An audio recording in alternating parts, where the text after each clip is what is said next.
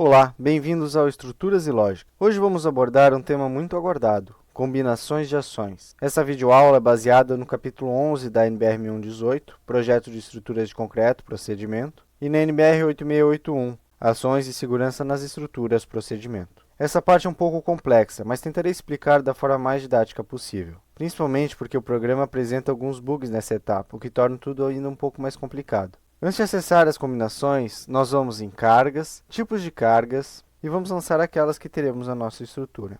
Para este exemplo, nós vamos adotar 3 cargas permanentes, ou mortas: o peso próprio, o revestimento e o recalque. Depois nós vamos lançar as cargas variáveis. Como cargas ativas, nós vamos lançar 2 sobrecargas e a temperatura. Em seguida, nós lançamos o vento em 2 direções.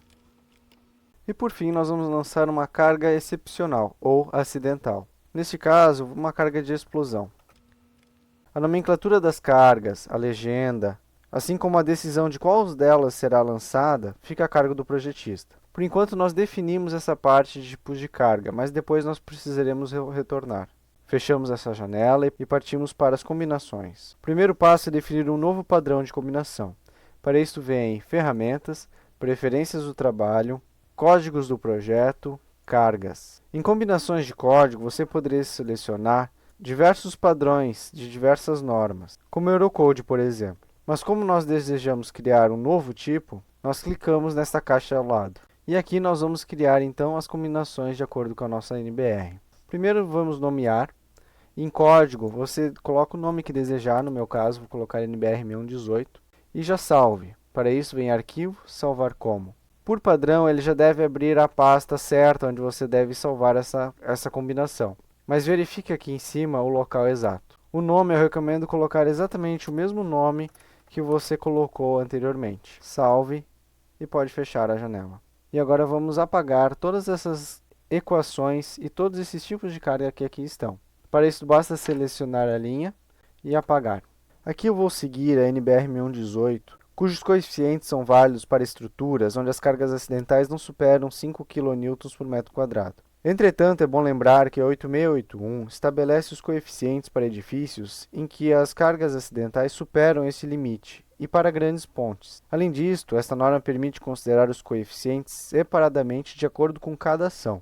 Por exemplo, ao invés de ter um coeficiente de 1,4 para ações permanentes em combinações normais, eu poderia usar 1,35 para o peso próprio de estruturas moldadas no local, 1,5 para elementos construtivos em geral e etc. Então, para começar, nós vamos inserir as cargas que nós teremos nas nossas combinações. Vamos começar por 2 cargas permanentes, ou morto. A primeira corresponde às cargas gerais, como peso próprio, revestimento, paredes, etc. Então, como subnatureza, eu vou colocar geral. A segunda se refere ao recalque e à retração.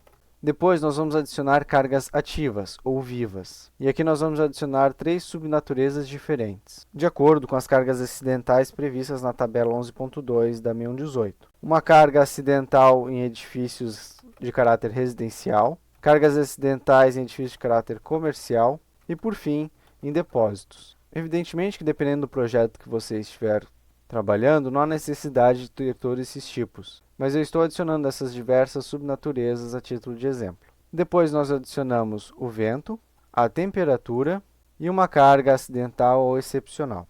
Nesses casos não há subnaturezas distintas. Caso você queira discretizar melhor as ações conforme a 8681 que citei anteriormente, basta adicionar mais linhas com subnaturezas mais específicas. Ao invés de ter uma ação permanente geral, poderia ter uma para peso próprio de estruturas metálicas ou para o peso próprio de estruturas pré-moldadas e assim por diante. Agora nós vamos adicionar os coeficientes. Aqui devemos fazer uma equivalência entre os coeficientes, não levando ao pé da letra a nomenclatura que aqui está. Isso é necessário porque, em parte, as equações disponíveis não são idênticas às nossas e há alguns bugs que precisamos contornar.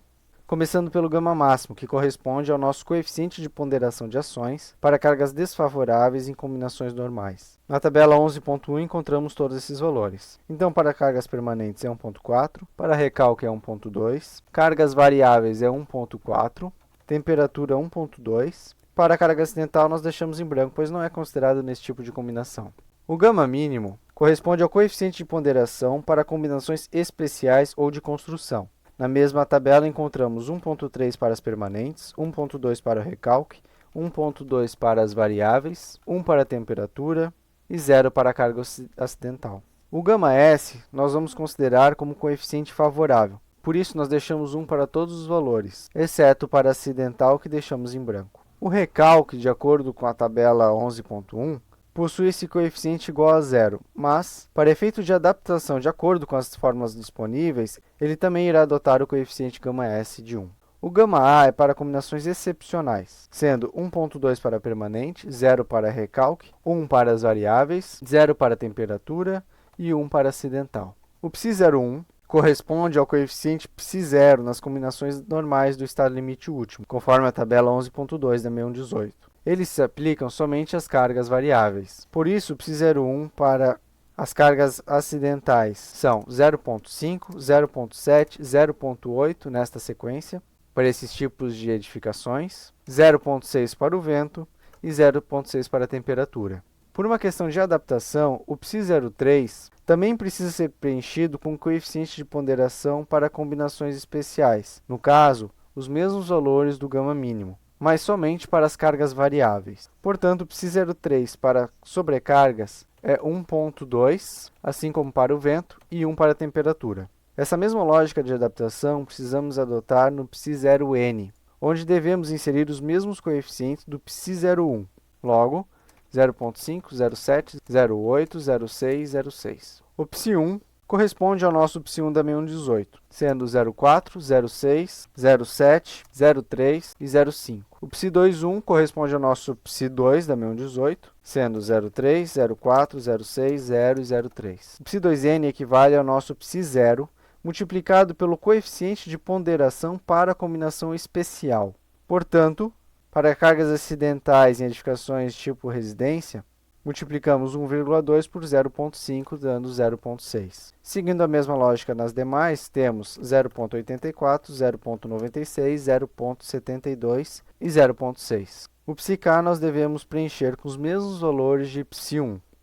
Logo, 0,4, 0,6, 0,7, 0,3 e 0,5. Por último, devido à necessidade de adaptação das fórmulas disponíveis, devemos adotar π1 igual a 1 para o caso das cargas permanentes em geral. Terminada essa classificação das cargas, nós vamos inserir as equações. A primeira combinação é para o estado limite último. Deixamos o tipo de combinação como definido pelo usuário e vou colocar uma combinação normal desfavorável. Essa nomenclatura fica a seu critério. Para este caso, nós devemos adotar a fórmula 2 e a fórmula 19. Depois, ainda no estado limite último, temos as combinações normais favoráveis, sendo a fórmula 60 e 19. Aqui eu vou explicar o porquê desta equação 60. Mas para não ficar muito cansativo o vídeo, eu não vou explicar o porquê de cada uma das fórmulas que aqui serão inseridas. Mas caso tenha dúvidas, por favor, entre em contato e eu terei o prazer em ajudar. Aqui você poderia questionar por que não utilizar a equação 1, uma vez que tanto o γS quanto o ξ1 são iguais a 1.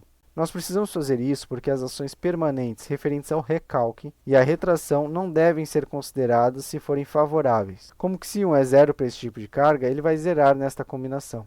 A terceira combinação corresponde às combinações especiais, sendo a fórmula 3 e a fórmula 58. A quarta é ainda combinação especial, entretanto, agora favorável. Fórmula 60 e fórmula 58. A quinta é ainda no estado limite último, mas agora são as combinações excepcionais, começando pela desfavorável. Utilizamos a fórmula 5, a fórmula 26 e a fórmula 18. Para as combinações excepcionais favoráveis, utilizamos a equação 60, 26 e 18. Para as fórmulas no estado limite de serviço, é importante que o tipo de combinação seja selecionado conforme nós vamos mostrar aqui, e não definir um nome conforme o usuário. Caso contrário, isso vai apresentar alguns erros. Vamos começar então pela combinação no estado limite de serviço para cargas quase permanentes. Fórmula 1 e fórmula 22. Caso de cargas frequentes, fórmulas 1 e 20.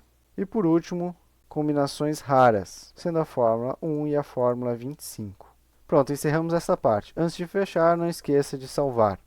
Certifique-se de que o código de combinações está selecionado aqui corretamente. Caso não esteja, basta clicar na lista, em mais e procurar aqui a sua lista de combinações que acabou de criar. Selecione, coloque para o lado e dê um OK, e já vai aparecer. Para que as combinações funcionem corretamente, é importante que ao gerá-las o processo todo esteja correto. Então nós devemos voltar em cargas, tipos de carga, e corrigir a subnatureza destas cargas que aqui nós lançamos anteriormente. Devemos colocar geral para peso próprio e revestimento. Recalque, devemos colocar o tipo recalque ou retração.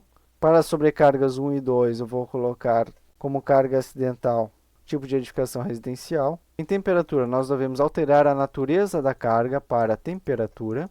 Vento podemos deixar como está, assim como explosão. Depois nós fechamos e vamos gerar as combinações indo em cargas, combinações automáticas. Nesse ponto, você pode gerar tanto combinações automáticas como manuais. Se você seguir o nosso exemplo pelos dois processos, você vai perceber que, por alguma razão, o robot vai duplicar as combinações no estado limite de serviço se forem feitas automaticamente. Portanto, eu recomendo utilizar o processo manual, além de que você tem um controle melhor sobre o que está acontecendo e consegue ver previamente quais as combinações e selecionar aquelas que você deseja ter ou não.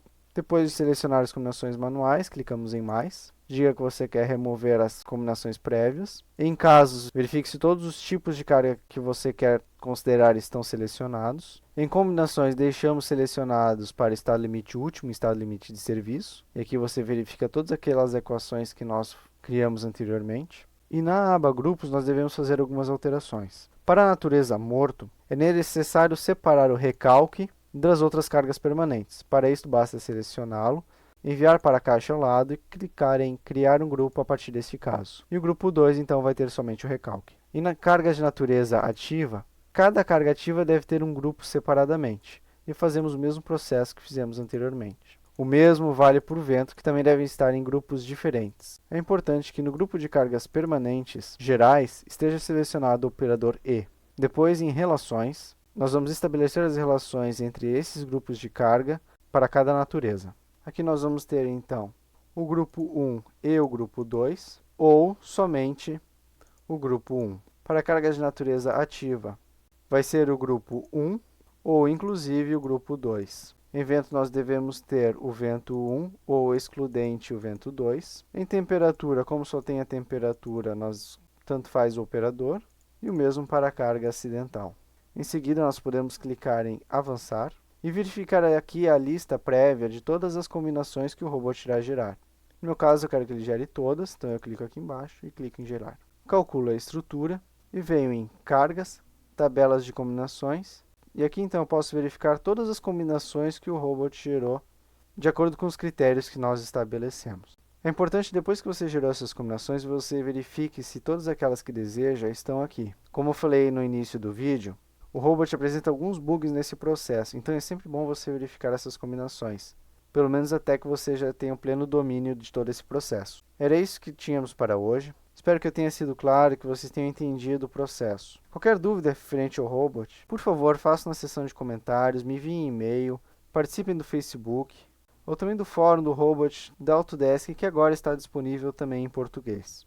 Os links se encontram na descrição do vídeo. Muito obrigado, espero que tenha sido útil e até mais.